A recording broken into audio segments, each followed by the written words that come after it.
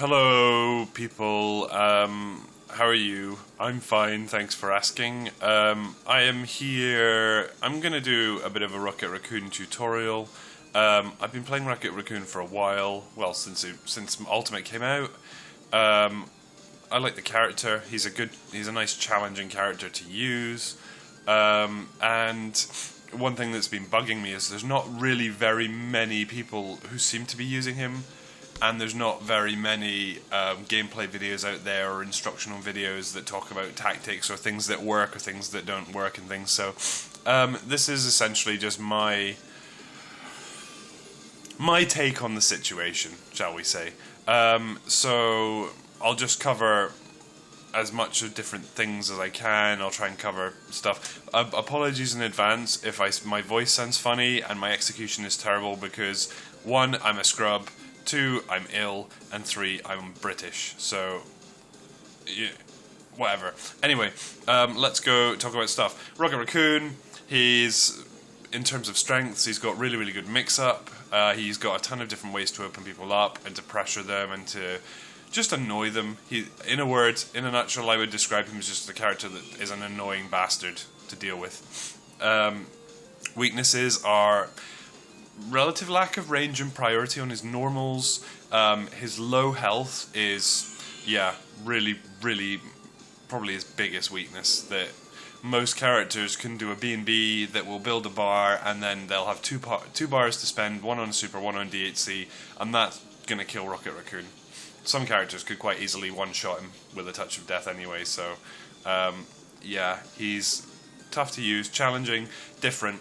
Anyway, I'll go through all the stuff that I can, and I'll just tell you what I think about it, what I think is good, what I think is bad, or weaknesses, etc. I'm just going to be talking at you. I'm not Justin Wong, or anyone super good. I've just been trying to figure out the tech. My execution's a bit crap, to be honest with you. But I've just been trying to figure out as much Rocket Raccoon tech as I can, because not many people know about this character, and I feel his metagame could be a bit more advanced than it is. So anyway, if you think about learning Rocket Raccoon, let's go on. I'll start with just him. His walk speed, he's walking. If you're walking in Marvel, you've got problems, I think. Dashing, probably the same as well. He's reasonably fast, but it doesn't cover that much distance. He is only a raccoon. I feel like dashing away from someone at point-blank range only puts you, half screen, basically, and there's a lot of characters who can hit you from that range, which is a problem. I think Rocket Raccoon is strong at point-blank range, and he's strong at long distance because it allows him to set up setups and mix-ups and things like that. Point-blank range is good because he's got crap range on his normals. Anywhere in the middle, that's kind of where I feel he's weaker, so in this kind of, say, this area here to about this area here. That's where he's really struggles, I think, because he can't use more of his better stuff, which is laggier. So anyway, I've talked for long enough about theory and conjecture or whatever. So let's look at normals, right? Standing normals, standing light, you can chain it. I don't know why you'd want to. It has a pretty terrible range.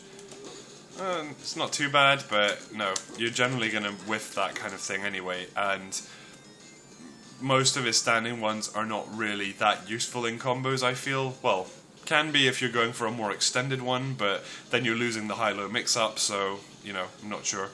So standing light's chained, standing M is a bit slower, more damage, obviously. Standing medium, I'll call them ABC from now on, okay? Light, medium, heavy, ABC, because that's the way that my brain processes it. Standing B, moves you forward, not really anything else that noteworthy about it, not really the greatest. Standing C is a laser gun, does chip damage, has a little bit of durability, it's not really that good. No, I mean, it has uses in igniting oil bomb, and that's pretty much it, and we'll talk about oil bomb later. Crouching normals, crouching light, you can chain it. Again, why would you want to? This has worse range than the standing light. So, that misses. And that almost, well, you know, it's a terrible range anyway, so unless you're guaranteed to be at point blank range, you're not really going to use it. Crouching B is really good. It has a lot of range for a Rocket Raccoon normal, which is nice. It causes knockdown, and so therefore it puts him in an airborne state if you're following low with a launcher. He has 2 low attacks, Crouching A, Crouching B. It's obvious which one is going to be better and hit more often and things, because this one has range. I've heard it has good priority against jump-ins. I've never really tested it that much, so, you know, that's just a bit of an old wives'. That's an urban myth at the moment, because I haven't confirmed it. I'm not really sure where it came from. It's just one of those things that's been going around. Crouching C is really, really good, actually. It takes a bit of time to come out, but shoots a beam.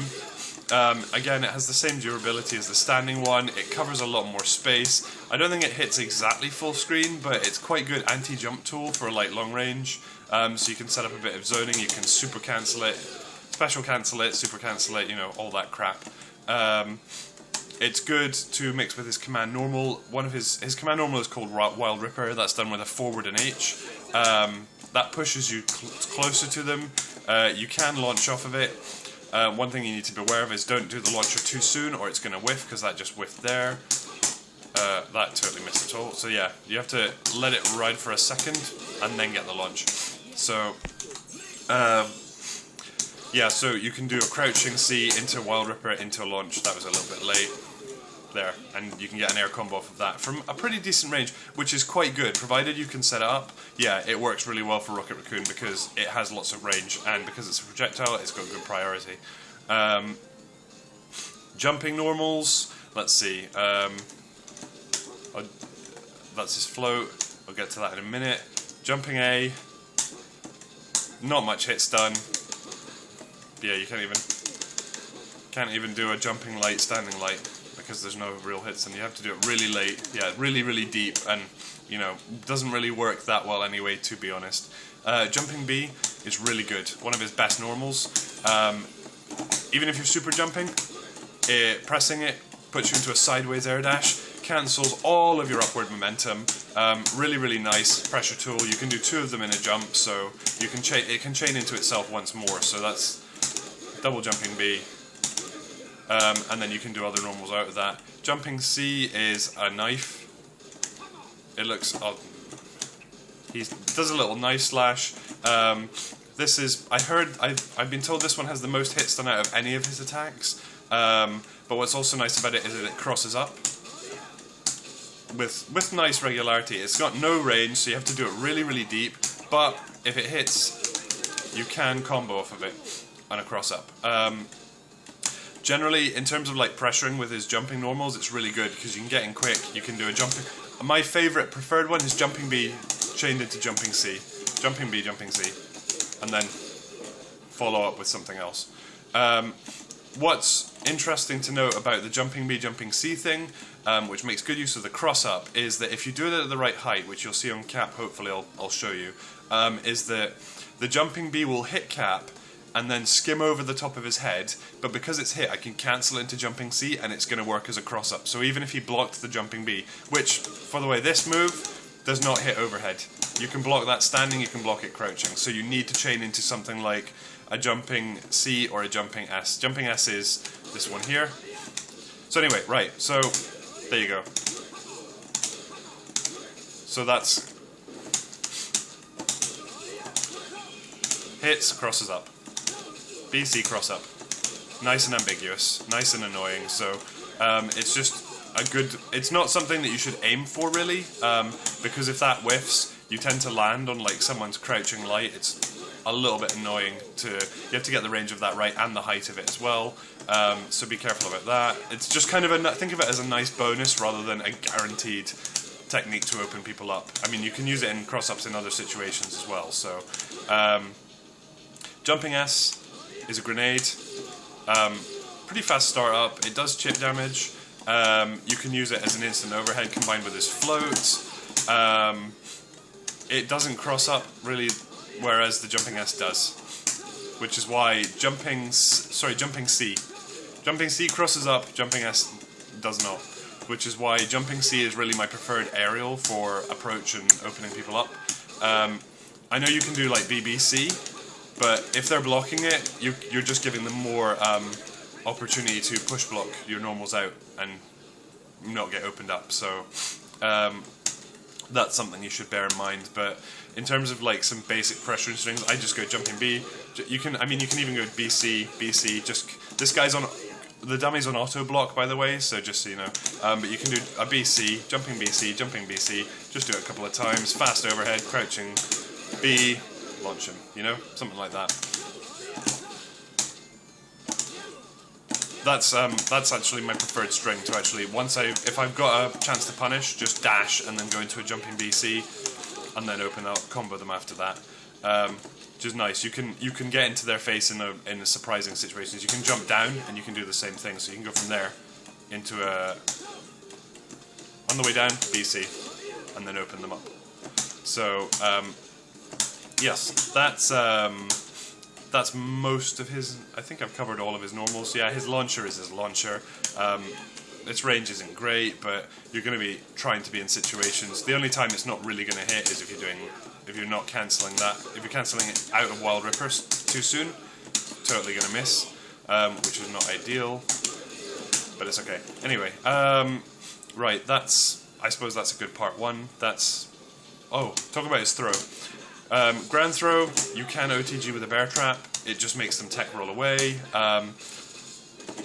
You can combo into a rock and roll if you do bear trap rock and roll like that.